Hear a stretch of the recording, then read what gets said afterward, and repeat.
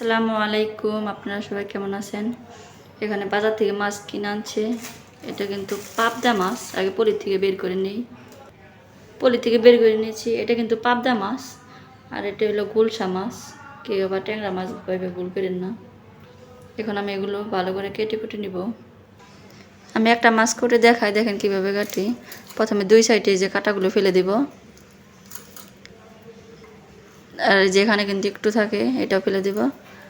আর মাছের এই যে এইভাবে কেটে পেটে নাড়ি বুড়িটা বের করে নিব, আর নেশটা ফেলে দেব। এইভাবে আমি সবগুলো মাছ কেটে নিব। পাবদা মাছটা কিন্তু আমার কাটা হয়ে গেছে। এখন গুলশা মাছটা কেটে নিব। একটা দেখাই দিয়ে কীভাবে কাটি। দুই সাইজে কাটাগুলো ফেলে দিব। আর এই যে দাড়ি মোচ নাই নাকি, এগুলো ফেলে দিবেন।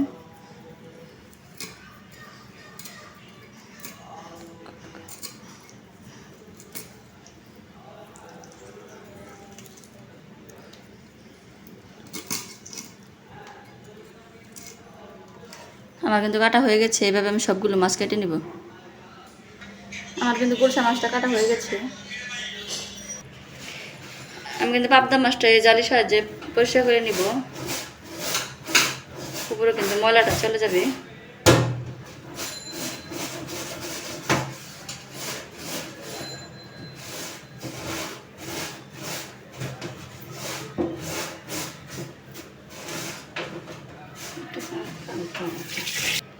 দেখেন মাছটা কিন্তু পরিষ্কার করা হয়ে গেছে। আমি একইভাবে সবগুলো মাছ পরিষ্কার করে নিব। আমি কিন্তু পাবদা মাছটা পরিষ্কার করে নিয়েছি। এখন একইভাবে গুলশা মাছটা পরিষ্কার করে নিব। এই দেখেন সবগুলো মাছ কিন্তু আমি ভালো করে পরিষ্কার করে নিয়েছি। এখন ফ্রিজে রেখে দেব। এখানে আমি কিছু মাছ বাইরে রাখছি, এটা রান্না করবো।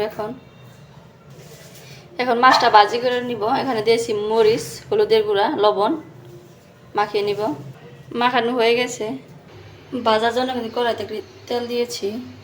মাছটা আমি ভাজা রান্না করবো, কাঁচা আমি রান্না করলে খাইতে পারি না। দিয়ে দিব এখন। মাছটা কিন্তু দিয়ে দিয়েছি। আর এই চুলাতে তরকারিটা বসিয়ে দিব। ওদিকে মাছ ভাজাটা হতে থাক। তেলটা দিয়ে দিয়েছি। এখন দিয়ে দেবো পেঁয়াজ, মরিচ হালকা একটু ভাজা নিব। মরিচ পেস্ট ভাজা হয়েছে, দিয়ে দিব আদা রসুন বাটা একটু। এখন দিয়ে দিব হলুদের গুঁড়া, ভালো করে মিশিয়ে নিব। দিয়ে দিব কষানোর জন্য পানি। এখন এর মধ্যে দিয়ে দিব মরিচের গুঁড়া, ধনিয়া গুঁড়া, জিরা গুঁড়া, পরিমাণ মতো লবণ। এখন ঢাকনা থেকে ঢেকে দিব। আর এদিকে মাছটা কিন্তু আমি উল্টে নিয়েছি। মশলাটা কিন্তু কষানো হয়ে গেছে। এখন দিয়ে দিব বড় বড় কেটে রাখা পেঁয়াজ। এখন একটু ঢেকে দেব। পেঁয়াজটা কিন্তু হালকা কষিয়ে নিয়েছি। এখন ভেজে রাখা মাছটা একটু কষিয়ে নিব। মাছটা কিন্তু আমি দিয়ে দিয়েছি। এটা একটু নাড়াচাড়া দিয়ে পেঁয়াজের সাথে কষিয়ে নিব। মাছটা কিন্তু আমি কষিয়ে নিয়েছি। এখন দিয়ে দিব পানি। পানিটা দিয়ে দিয়েছি। এখন ঢাকনাতে কিছু আবার ঢেকে দিব। তরকারিটা আমি এই চুলাতে দিয়ে দিয়েছি। আর এই চুলাতে আমি ঢেঁড়সটা ভাজি করে নিব। এই যে ঢেঁড়স আমি কেটে রাখছি। এখন কড়াইতে তেল দিয়ে দিব। তেলটা দিয়ে দিয়েছি। এখন দিয়ে দিব মরিচ পেঁয়াজ। এখন এর মধ্যে দিয়ে দিব লবণ। মরিচ পেঁয়াজটা কিন্তু আমি হালকা ভাজা নিচ্ছি। এখন দিয়ে দিব হলুদের গুঁড়া, মিশিয়ে নিব। মেশানো হয়ে গেছে। এখন দিয়ে দিব ঢেঁড়সগুলো। ঢেঁড়সটা কিন্তু দিয়ে দিয়েছি। এখন ডাক্তারটা কিছুক্ষণ ঢেকে দিব। আর এইদিকে কিন্তু তরকারিটাও ফুটে আসছে।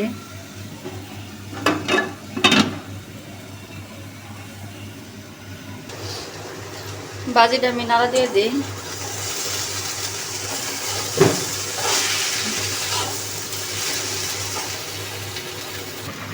তরকারিটা কড়াই হয়ে আসছে। এখন দিয়ে দিব জিরে গুঁড়া।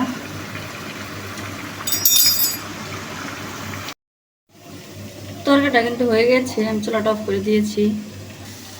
যেহেতু চুলা আরেকটা খালি হয়েছে, ভাতটা বসিয়ে দিবে। এখানে চাল দিয়েছি, ভালো করে ধুয়ে নিব। এদিকে কিন্তু ভাতটা বসিয়ে দিয়েছি আমি। আর এই চুলাতে ঢেঁড়স ভাজিটা হয়ে গেছে। এখন ভাতটা হোক। ভাতটা কিন্তু হয়ে গেছে। এখন আমি ঠিকা দিয়ে দিব। ভাতটা কিন্তু আমি ঠিকা দিয়ে দিয়েছি। ভাতটা কিন্তু আমি উঠিয়ে নিয়েছি। এখানে ঢেঁড়স ভাজি, আর এখানে গুলশা মাছের তরকারি, আমার রান্নার ভিডিওগুলো কেমন লাগে অবশ্যই কমেন্টে জানাবেন। ভালো থাকবেন, সুস্থ থাকবেন। আল্লাহ।